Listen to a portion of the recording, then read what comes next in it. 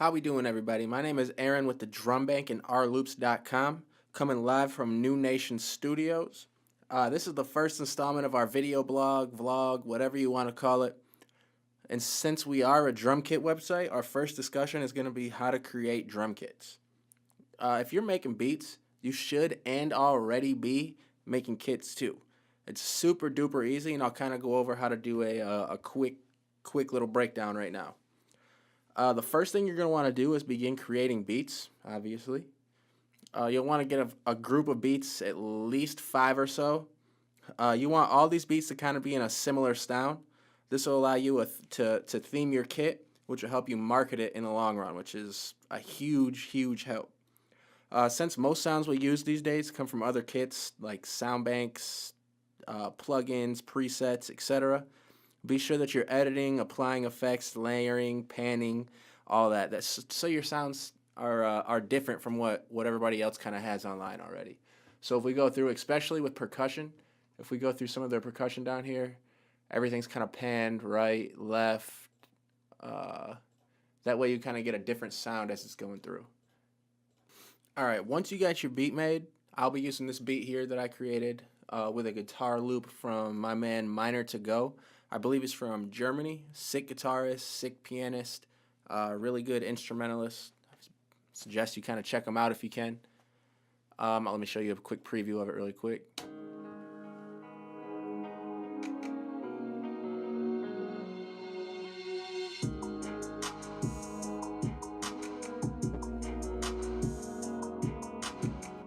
It's just an easy, chill guitar beat. So once you get those created, the first thing that I like to do after you create your beats is go create a folder wherever you want your folder at. It doesn't have to be on your desktop, anything like that. Create a folder, name it the name of the drum kit that you want it to be. Bam. Once you're done, go into that folder, and you're going to want to create 2 new folders. One that says kits, and one that says documents. Alright, so the kits folder is obviously for your kits. The documents folder is going to be for like your description. You can throw your demo beat in there, your artwork, things like that.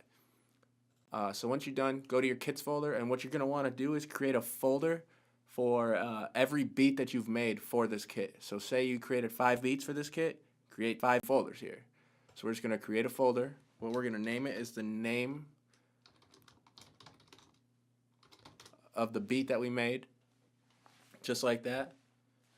And then once you have that folder made, you're going to want to go within that folder, and you're going to create 4 more folders within there. So 1, 2, 3, 4.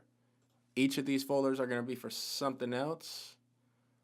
The first one here is going to be your demo beat. Your second one here is going to be for our MIDI loops. The third one here is going to be for our wave loops.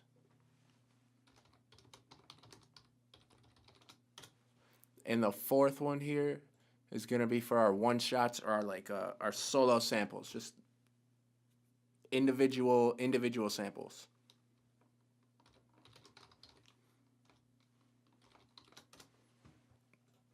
All right, once we have that, this will just keep you really organized. That's the whole reason I like to do it, is so everything's organized, everything's in order, nothing's messed up, nothing's playing around, none of that. So what we'll do, we'll go back to here, highlight your entire beat, and you're going to want to export that. And what we're going to do is go to that folder we just created, go to the kits folder, Legends Never Die, or whatever you named your beat, demo beat, and that's what I'm going to save this in here as. Legends Never Die. I always put the key that it's in, the BPM, all of that. Then also go put it at the beginning. Demo beat. That way people kind of have an idea of how you built the track. They'll be able to look at it and relate to what you were already doing. Save that, let it export out.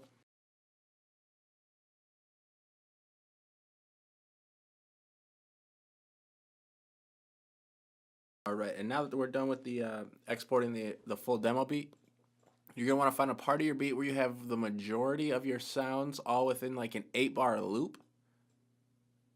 So I'm going to use this spot right here. I'll make sure everything's pulled over to the full 8 bars.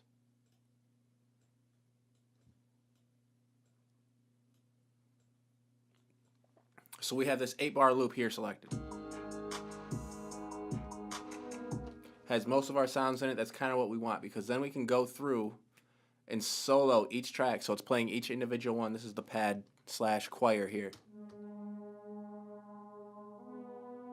And now we can export all of these 8-bar loops out individually. So you'll want to highlight that, solo that track, highlight those 8 bars, and then export that out by itself.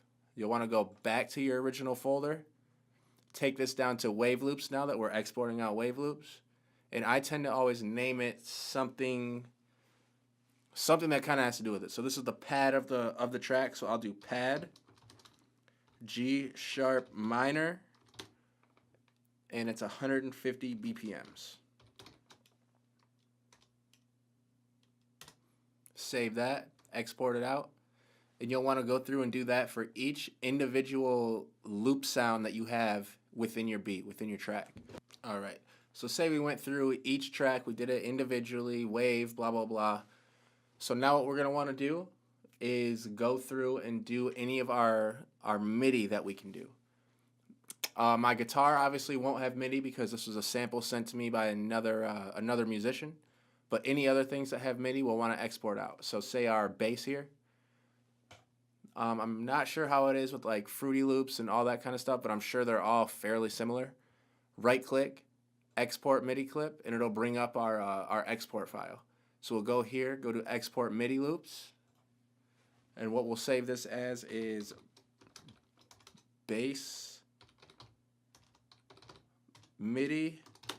We are in G sharp minor, 150 BPMs.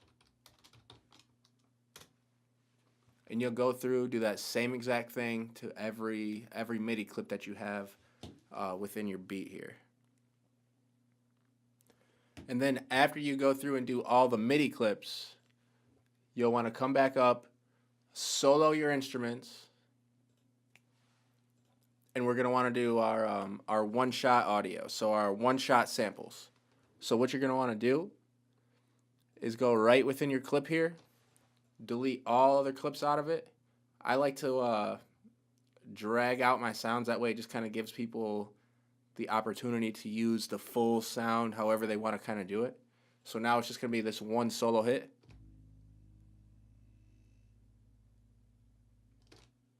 Might hear it better if I do it with a clap or something rather than the bass, huh?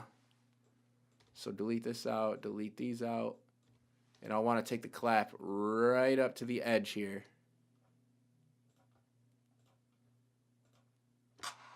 And that's all you hear is just one single clap. All right, we'll go ahead, export that out, go to our one shots folder, clap. You don't necessarily have to put what key or scale or anything you're in when you're doing like percussion instruments. It doesn't matter as much. I still tend to do it just because it's like embedded in me. I have to do it now. And then you save that one solo shot. That way they can load individual sounds all by themselves whenever they want.